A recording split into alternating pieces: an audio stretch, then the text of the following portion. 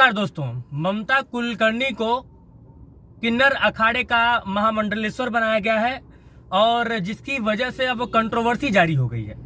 दरअसल जैसे ही उनको किन्नर अखाड़े का महामंडलेश्वर बनाया गया है, उसके बाद से फिर बाकी के जो तमाम मठों के मठाधीश हैं वो लोग लगातार इस पे टिप्पणी कर रहे हैं और कई सारे लोग ममता कुलकर्णी के विरोध में और किन्नर अखाड़े के विरोध में अब खुलकर सामने आ गए हैं। इस विवाद को लेकर सांभवी पीठ के पीठाधीश्वर श्री स्वामी आनंद स्वरूप महाराज ने ये बात कहा है कि किन्नर अखाड़े को मान्यता देकर पिछले कुंभ में ही महापाप हो गया था।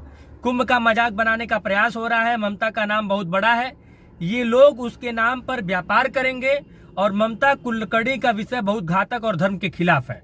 ये बात आनंद स्वरूप महाराज ने कही है और सिर्फ यही नहीं है, इसके आगे भी कई सारे लोग, कई सारे महामंडलेश्वर, कई सारे अखाड़ों के लोगों ने इसका विरोध किया है कि ममता कुलकर्णी को लेकर महामंडलेश्वर बनाने पर हिमांगी सखी ने भी आवाज उठाई है। उन्होंने भी अपना वक्तव्य दिया है।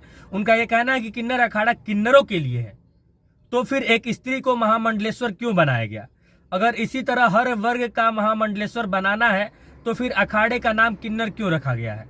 यह भी एक बहुत बड़ा सवाल है। और इसके साथ साथ जब आनंद स्वरूप महाराज के बारे में मैंने आपको बताया है, उन्होंने सीधे तौर पे ये बात बोली है कि कुंभ का मजाक बनाने का प्रयास हो रहा है। जब जब अधर्म होगा तब तब मैं बोलूंगा। ममता कुलकर्णी का विषय बहुत घातक और धर्म के खिलाफ है, ये बात उन्होंने कही है। उसके बाद से फिर स्वामी अवधेशानंद गिरी जी ने भी अपने वक्तव्य रखे हैं, इस पे अपने विचार रखे। उन्होंने कहा कि संन्यास का सबको अधिकार है, वह अपनी मोह माया और एक प्रकार सांसारिकता त्याग कर श्रेष्ठ कार्यों के लिए, लोक कल्याण के लिए, परमार्थिक जीवन जीने के लिए अगर कोई व्यक्ति आना चाहता है तो उसका स्वागत है। तो कुछ लोग विरोध भी कर रहे हैं, कुछ लोग सपोर्ट भी कर रहे हैं, कुछ लोग इसको स्वागत योग्य भी बता रहे हैं। कुछ लोग इस बात से भी जोड़ के देख रहे हैं कि उंगली माल अगर महर्षि वाल्मीकि हो सकते हैं तो फिर बहुत सारी चीजें हो सकती हैं। कोई भी पापी व्यक्ति जिसने अपने जीवन काल में तमाम पाप किए हों, वो लोग को भी जो है सतमार्ग पे चलने का, पूजा पाठ करने का, साध्वी जीवन जीने का, तमाम तरह की इस तरह की चीजों का अधिकार होता है।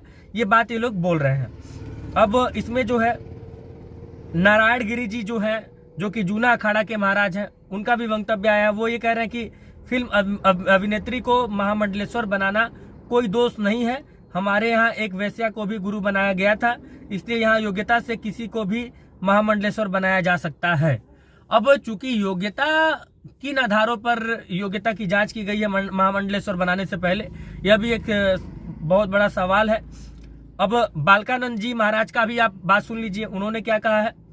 महामंडलेश्वर है निरंजनी आनंद अखाड़ा के। इन्होंने कहा है कि किसी को महामंडलेश्वर बनाने से पहले उसके बारे में सारी छानबीन होती है, देखा जाता है कि वह व्यक्ति कैसा है, उसका चरित्र क्या है, संन्यास लिए कितने दिन हुए। अगर वह संन्यास नहीं लिया है तो उसको महामंडलेश्वर नहीं बना सकते हैं। तो ये निरंजनी आनंद अखाड़ा के महामंडलेश्वर ने ये वक्तव्य दिया है।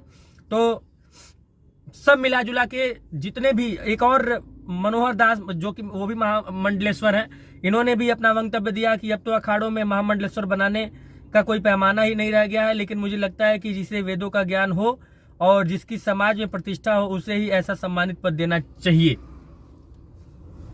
आम जनता भी सोशल मीडिया पे कूद पड़ी है ममता कुलकर्णी के इस बयान को लेकर।